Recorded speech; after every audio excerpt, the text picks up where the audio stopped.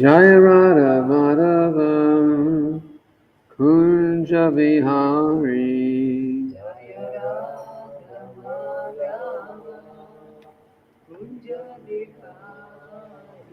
Jaya Radha Madhavam Kunja Vihari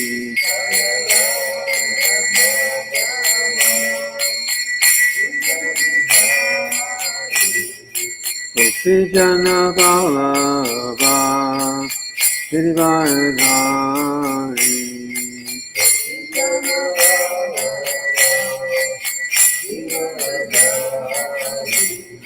Gopi Jana Vallabha Girivardhari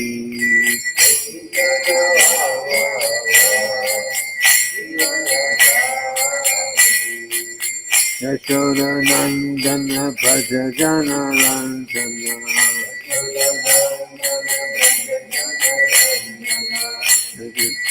Yamuna Tira Vanachari Jaya Radha Madhava Kunja Vihari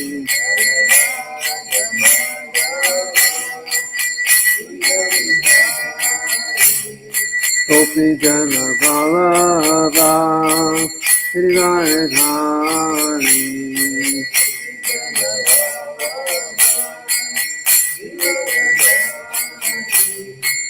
Yashoda Nandana Bhaja Jana Ranjana Yamuna Tira Vanachari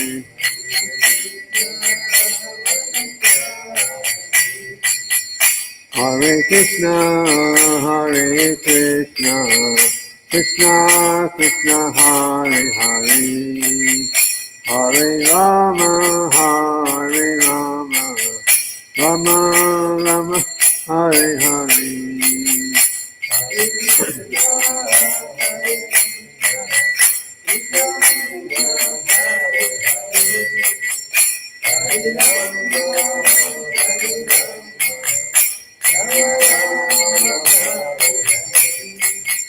Hare Krishna, Hare Krishna, Krishna Krishna, Hare Hare Rama, Hare Rama, Rama Rama, Hare Hare.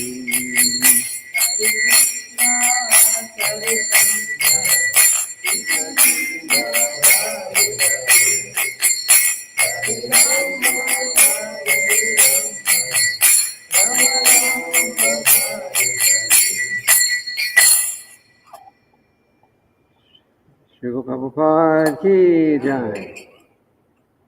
Okay, so this is one of the days, Sundays, that we sing a song.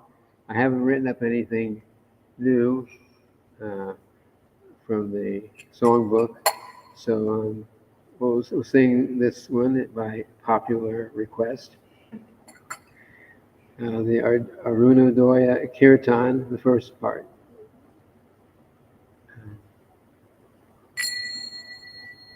Maybe after you use water. Adi-lila Aruna Pura Bhavaje Vijamani Gora Amani Jage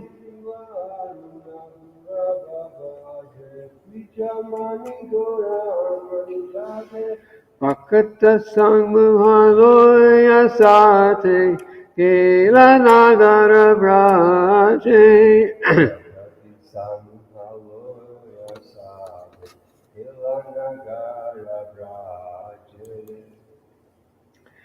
Tatai Tatai Bhajalako Gana Gana Tahi Jangjiraro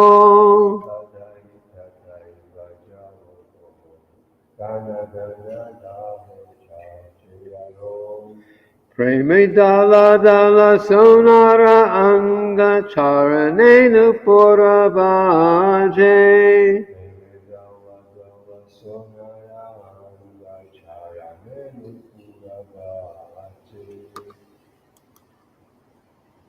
Mukunda Madhava Yadava Hari Bolena Bolore Vadana Bore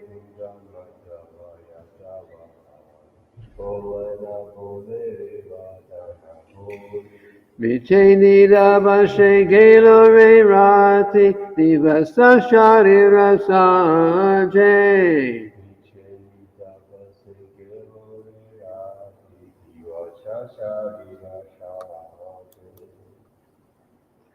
Emana Durlabha Manava Deho Paya Kikoro Bhavana Keho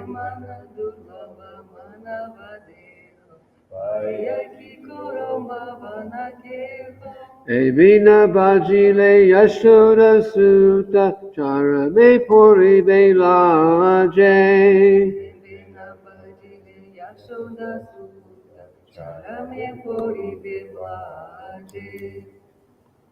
Udita Tapana Hoile Asta Dina Gela Bole Hoile Vyasta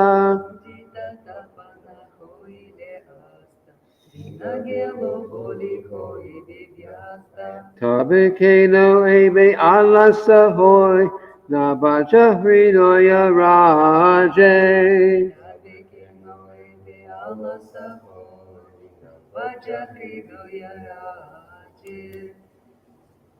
Jivana Anityas Jana Hasar Tahenana Vida Vipadabar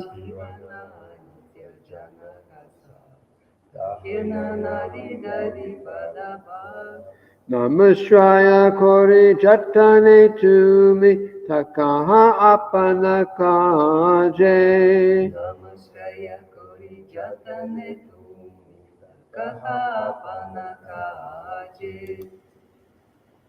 Jivera Kayana Sadhana Kam Jagate Asi E Madhuyanam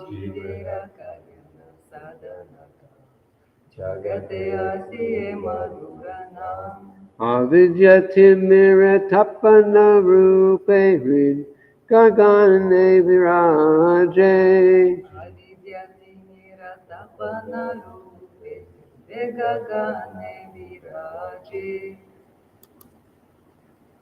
Krishna Nama Shuddha Koriyapan Jirayo Bhakti Vinoda Pran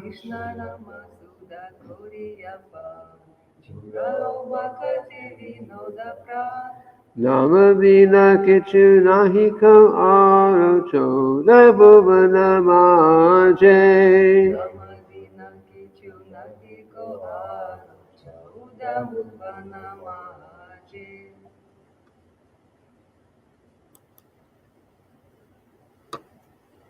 When a tinge of red on the eastern horizon heralded the sunrise, the jewel of the twice-born, Lord Gaurasundar, immediately awakened. Taking his devotees with him, he went all over the countryside, visiting the towns and villages of Nadia.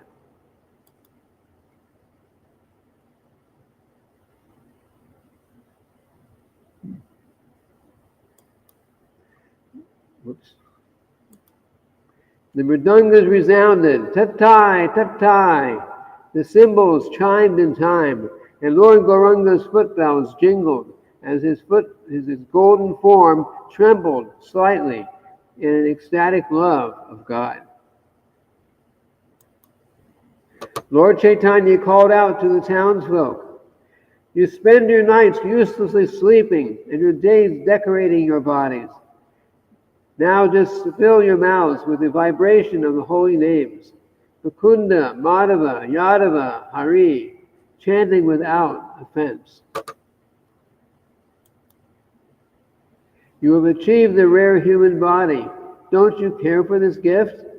If you do not serve the darling of Yashoda now, great sorrow awaits you at death." Each time the sun rises and sets, a day passes and is lost. Then why do you remain idle and refuse to serve the Lord of the heart? Understand this essential fact. Life is temporary and full of all kinds of miseries. So take shelter of the holy name as your only business. Desiring to bless all souls, the sweet name of Krishna has descended to the material world and now shines like the sun in the sky of the heart, destroying the darkness of ignorance. Drinking the pure nectar of the holy name of Krishna, and drink the pure nectar of the holy name of Krishna, and thus satisfy the soul of Bhaktivinoda. There's nothing but the holy name within all the 14 worlds. So Bhaktivinoda Thakur wrote this, and he'll feel satisfied. Satisfy the soul of Bhaktivinoda by if we drink and enjoy and get the nectar from the pure chanting of the holy name, pure chanting of the pure, the holy name, which is pure also. So the devotees like Bhaktivinoda Thakur, they're not just thinking about me, what's pleasing to me, how can I benefit. They feel very happy to see that the people in general are taking up the chanting of the holy names of the Lord, are becoming Krishna conscious. This is the opposite of envy. Envy means you see that someone has something, or someone has a chance to get something good, and then you're thinking, how can I prevent them from getting that? How can I interfere with them getting something nice? But the pure devotees are very happy to see that the pure devotees are very happy to see that the people in general are taking up the path of Krishna consciousness.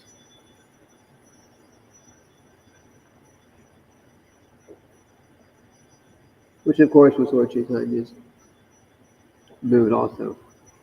So we will continue reading now from the Caitanya-caritamrita. In a moment, when I find it.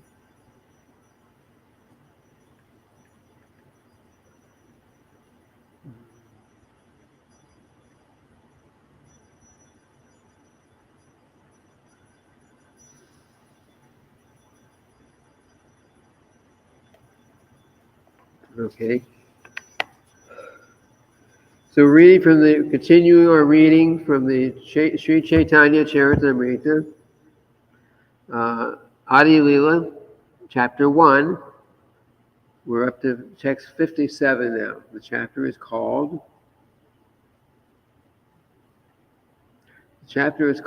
The Spiritual Master. Okay, 57.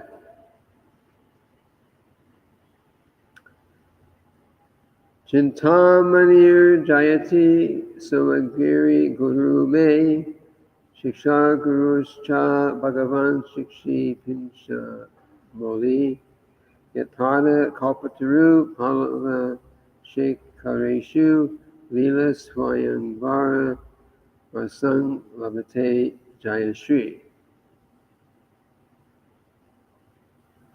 All glories to Chintamani and my initiating spiritual master, Somagiri. All glories to my instructing spiritual master, Supreme Personality of Godhead, who wears peacock feathers in his crown, under the shade of his lotus feet, which are like desire trees. Jayashri, as the name of Radharani, enjoys the transcendental mellow of an eternal consort. Purport. This verse is from Caitanya-caritamrita, which was written by a great Vaishnava sannyasi named Bilvamangala Thakur, who was also known as Lila Shuka. He intensely desired to enter into the eternal pastimes of the Lord, and he lived at Vrindavan for 700 years. 700 years.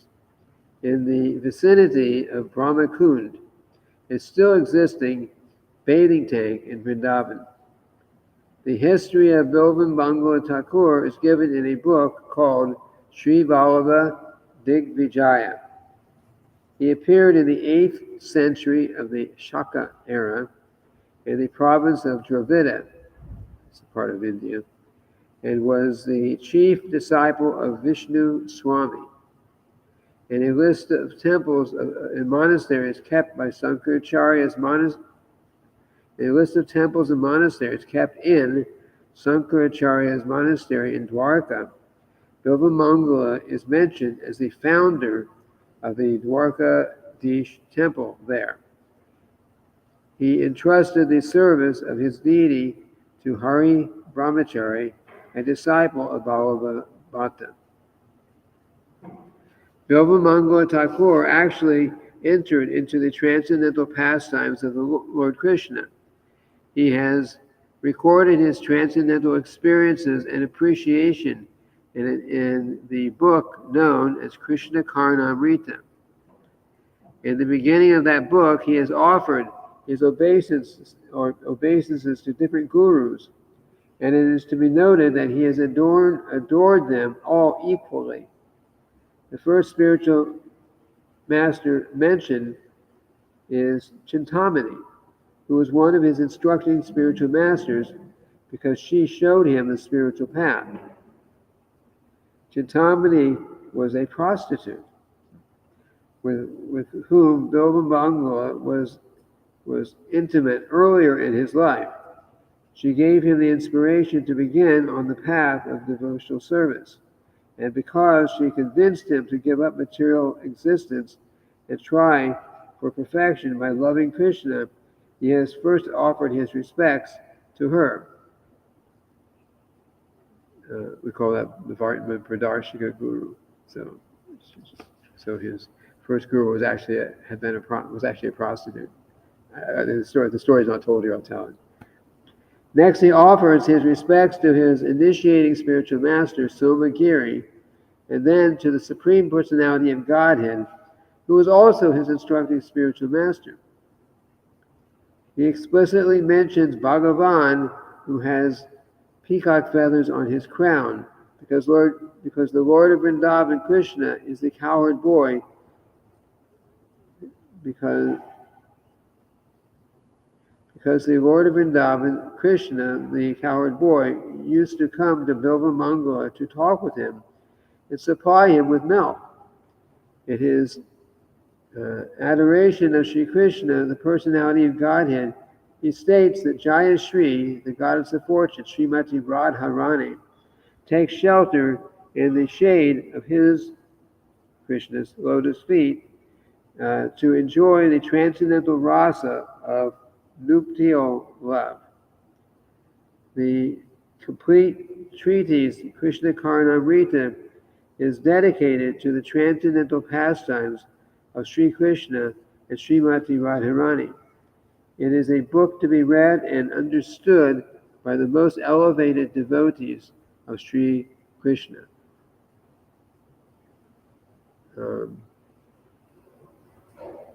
Okay. So.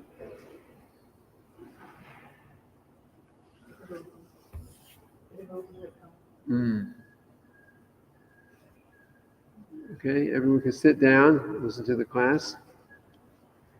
So, Chintamani. Chintamani was, before Bilvamangala, Thakur was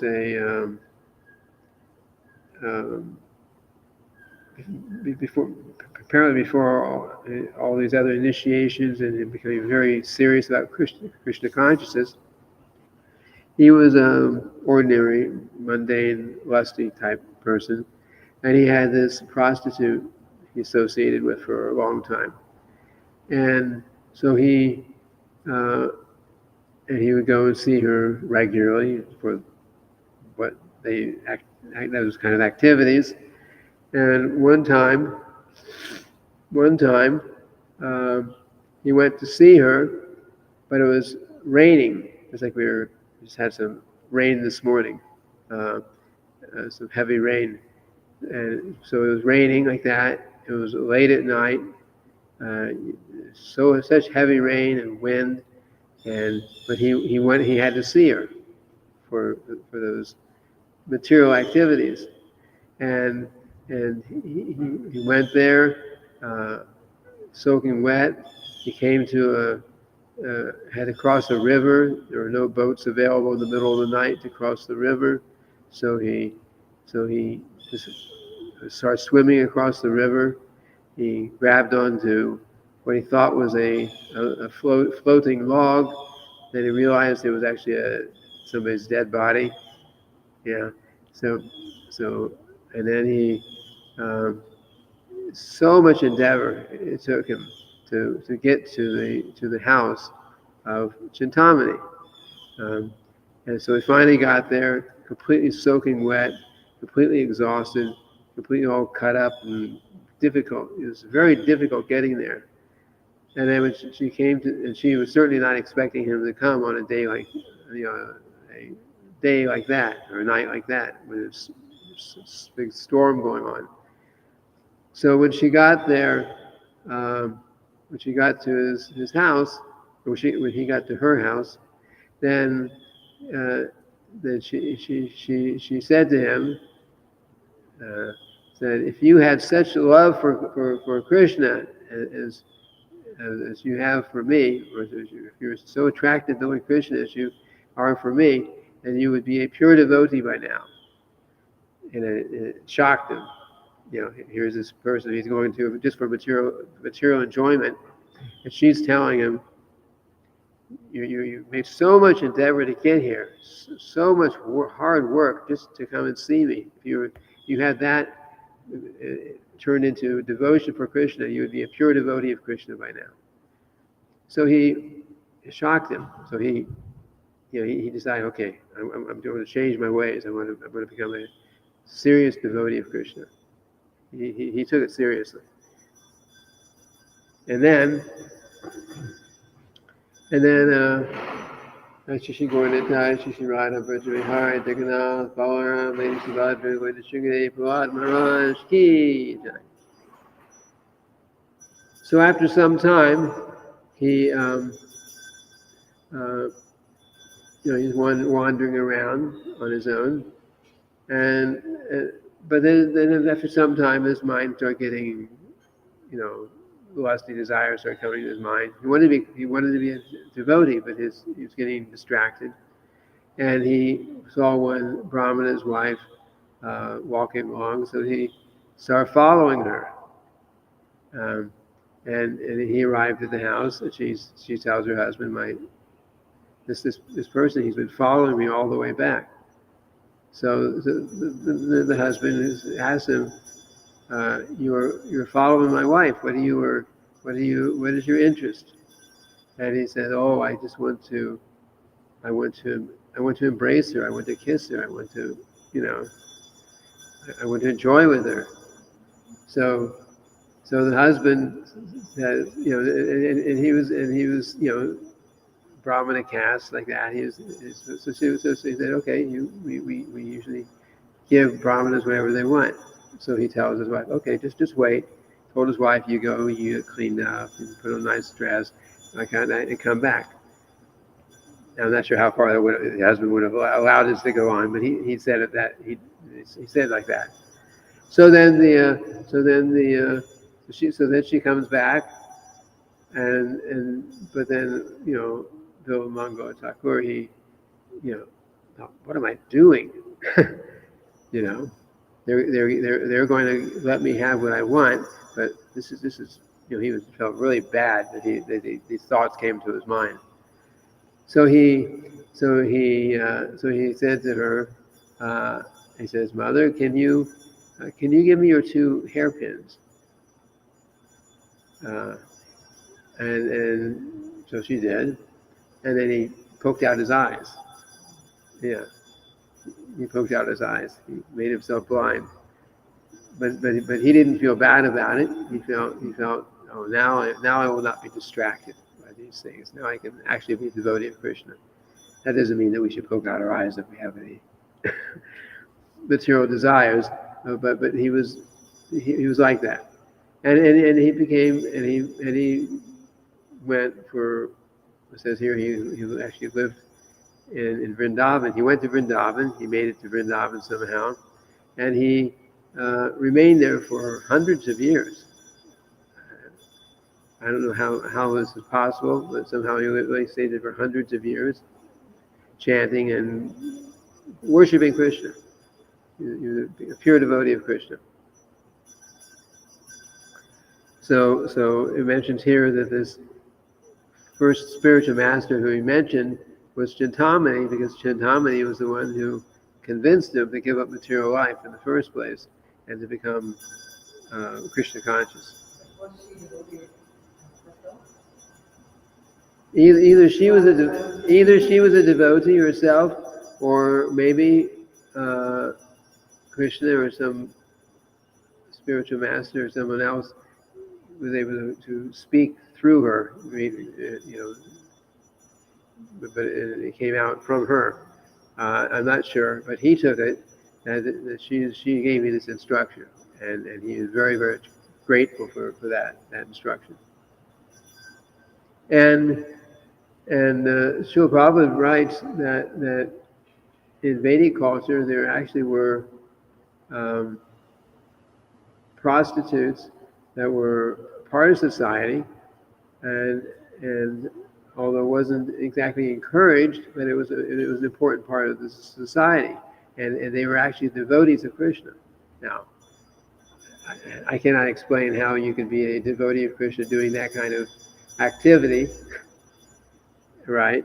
And we say no illicit sex. These are rules.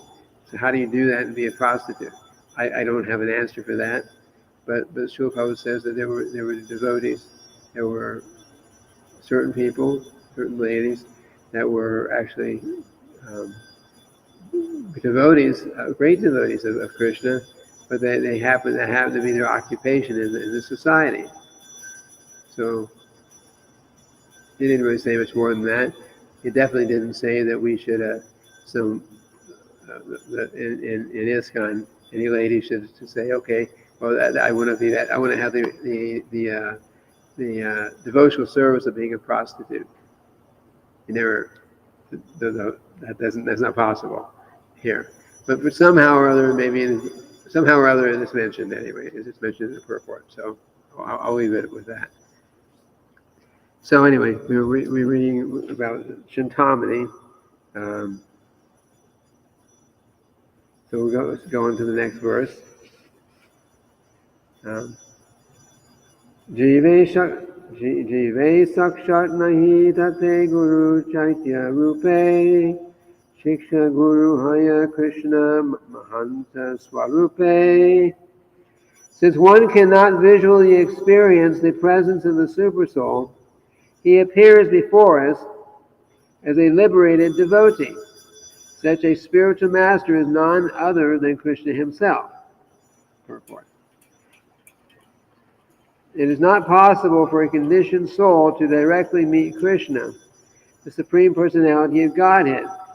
But if one becomes a sincere devotee and seriously engages in devotional service, or Krishna sends an instructing spiritual master to show him favor and invoke his dormant propensity for serving the Supreme. The preceptor appears before the external senses of the fortunate conditioned soul, and at the same time the devotee is guided from within by the Chaitya Guru, Krishna, who is seated as a spiritual master within the heart of the living entity.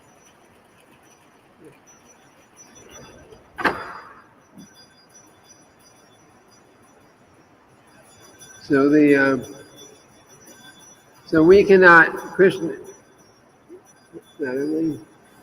cannot, we cannot, as conditioned souls, we cannot see Krishna directly in his eternal spiritual form. So So the super soul in the heart, we also cannot see him directly. Even though super soul in the heart is giving us instructions constantly, all the time, from, well, for constantly, all the time, for as long as we've been in the material world. He's been giving instructions. We just don't listen to them. But he's there. But maybe he hasn't given so many instructions, at least until we get a human form of life. But he gives a little bit of direction, even to the animals. It's like the bird. Okay, birds are known to fly south for the winter. They're up north.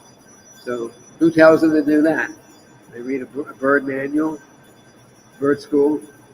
No, because they know because Krishna is in the heart, and they call it, scientists would call it instinct. But the instinct just means that the super soul is in the heart and gives certain knowledge, certain intelligence to do certain things. How does a newborn cat know that as soon as they're born, they have to go to the mother and start looking for milk? They're just born. They didn't go to kindergarten, cat school or something to find out what they should be doing as soon as they're born. No, they automatically know. Some they know, because the super soul is in the heart. It tells them this is what you should do. You're hungry, and here's where you're going to find your food, like that. So the same thing. The super soul in a human form of life, when this we're given certain intelligence anyway, even if we're not devotees of Krishna. But if we are devotees of Krishna, especially if we're sincere devotees of Krishna, then and we're really trying to come to Krishna, then the super soul arranges that we come in contact with the spiritual master, so the external.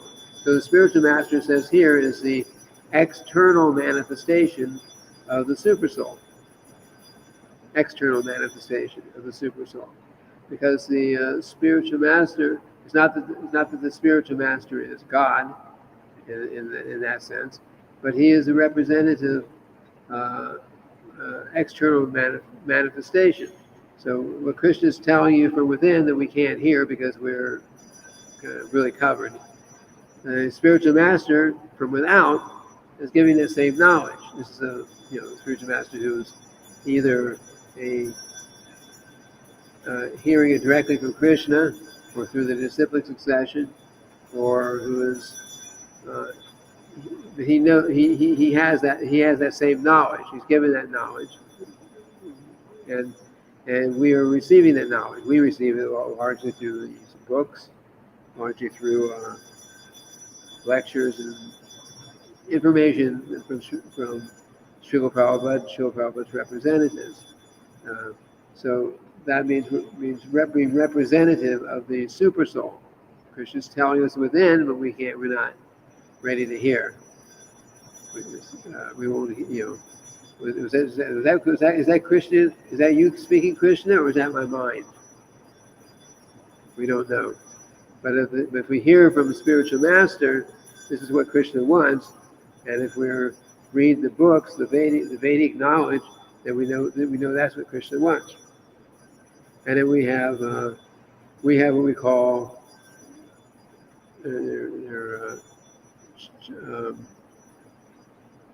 what do you call them? Checkpoints. Not checkpoints. They call them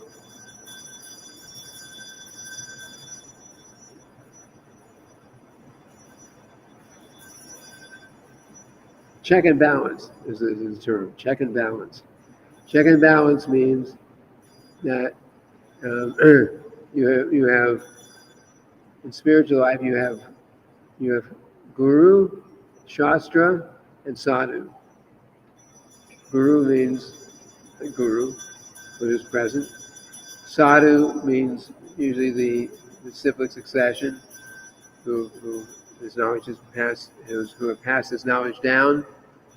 And Shastra, Guru, Sadhu, and Shastra. Shastra means the scriptures, and they all have to agree. So if the scriptures say that Krishna is the supreme personality of Godhead, and someone is and the previous spiritual masters, the Guru Parampara, are all saying that Krishna is the supreme personality of Godhead, and as someone now who's acting as in the function of Guru is saying, well, I don't know about that. I think that I am the supreme personality of Godhead. Then you say, there's something wrong there, because the scriptures say Krishna, the previous spiritual masters say Krishna is God, and here's somebody who's saying that he's actually God and not Krishna. And that would be kind of far out, but that's the idea. So all three have to agree on these basic principles. So the spiritual master is a representative, external representative of super soul, giving the same knowledge the super soul is giving, but we can't hear the super soul directly or with all certainty, but we can hear the spiritual master. So that's the point here. And again, the spiritual master is the one who initiates you.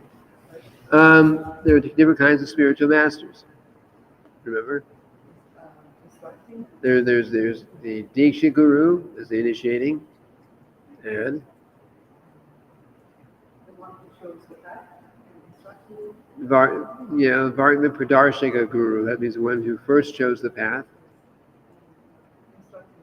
And that's called Shiksha Guru. You can have many Shiksha Gurus, but you can only have one Diksha Guru.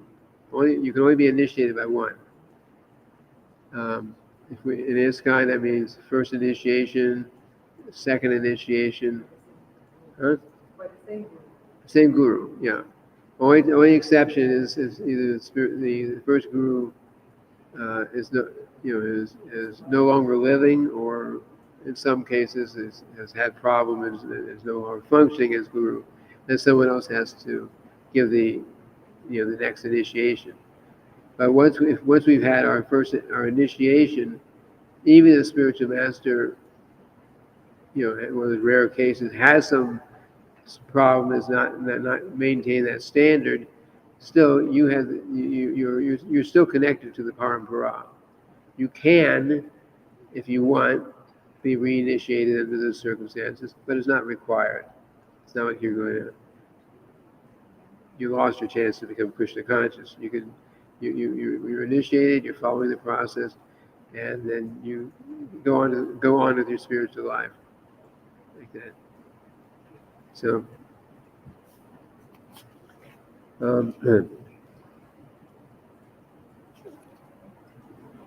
It's already 8:29. Any questions or comments? The service, the devotion service that we perform before initiation, is it really considered devotion service? I think I just read that. Only after initiation it is considered as a devotion. Oh.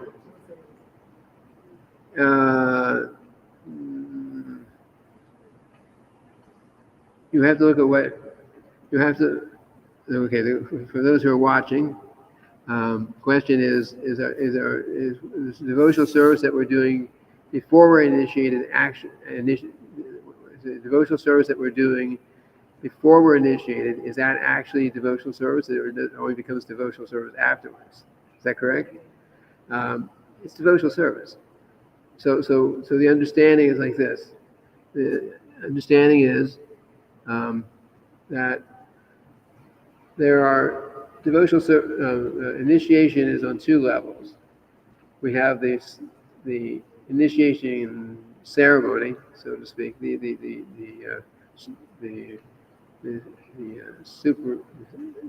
superficial.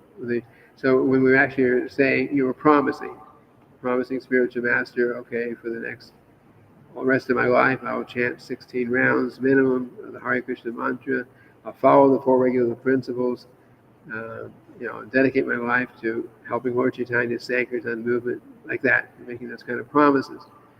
And so that's what you're saying, and you should be really feeling it. But it is possible to not be really feeling it, and just be saying it, and then of course, in which case you probably will give up Krishna consciousness. So regarding your question, the spirit, the before initiation, before the formal initiation, still we should be in that mood. We should have that conviction that before we actually get initiated, we should have that conviction that yes, I really am committed to this for the rest of my life. I'm personally committing that I will chant 16 rounds. I'm personally committing that I will not engage in any of those sinful activities. I'm personally committing like that. So that statement, which is in the Hari Bhakti Vilas, I'm not sure what you read, but there's a statement like that saying that if all one's devotional activities are useless or something, if one does not get initiated. So that statement, what it means is that we are, yes, if we are doing all our devotional activities, but we have no commitment to the actual process, and internally we don't have any commitment, then yes, it becomes pretty much useless, because if you could chant Hare Krishna for your whole lifetime, and maybe many lifetimes, but if we're not committed to avoiding the offenses, then to that chanting properly, then we will then the effect of our chanting and the effect of our devotional activities will be very much minimized. So therefore, in that way, everything becomes almost useless, because of our mentality. If we're just totally externally doing everything, and there's no internal commitment or no desire to become Krishna conscious, we're not committing to any of the things that we would commit to at the time of initiation, then yes, that our activities, our devotional activities are basically useless. I won't say they're completely useless, but you could chant for Hare Krishna for hundreds of years, and you could live that long. But if you don't change the mentality, then you won't really get the desired result. So that's the meaning of it there. Okay. Thank you. Okay. And there's no questions here online. Any questions? Okay, we'll end here for today. And tomorrow, back on Srimad Bhagavatam, reading the last verse of chapter 6. Srila Prabhupada Ki Jai.